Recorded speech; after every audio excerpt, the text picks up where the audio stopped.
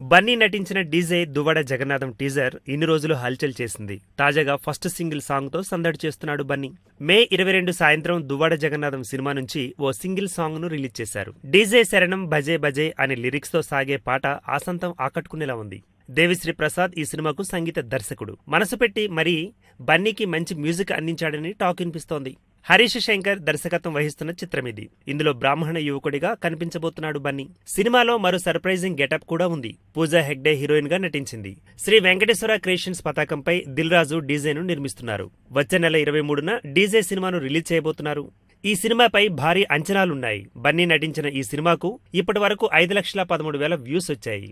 First single song విడుదలై ఇంకా 24 గంటలు గడవక ముందే ఇన్ని లక్షల వ్యూస్ రావడం చూస్తుంటే ఇక సినిమాకు ఎంత రెస్పాన్స్ వస్తుందో ఇట్టే ఊహించవచ్చు. అయితే అంతా అనుకున్నట్టు యాంటీ మెగా ఫ్యాన్స్ బెడద ఈ ఫస్ట్ సాంగ్ రిలీజ్ కు తప్పెట్లేదు.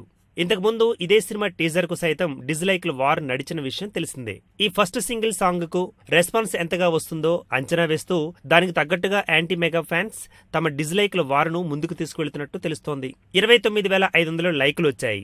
దీనికి ప్రతిగా 11,500 డిస్లైక్లు సైతం పెరుగుతున్నాయి. నిశితంగా పరిశీలిస్తే లైక్లను డిస్లైక్లు వెన్నంటే వస్తున్నాయని చెప్పుకోవచ్చు. ఇదంతా బన్నీ ఫ్యాన్స్ ను అల్లు అర్జున్ సినిమాను నీరుగార్చేందుకు జరుగుతున్న కుట్రగానే పేర్కొనవచ్చునని పరిశీలకులు చెబుతున్నారు. ఈ వార్ ఇలాగే కొనసాగితే బన్నీ ఫ్యాన్స్ మాత్రం ఊరుకోరన్నది అందరికీ తెలిసిన సత్యమే.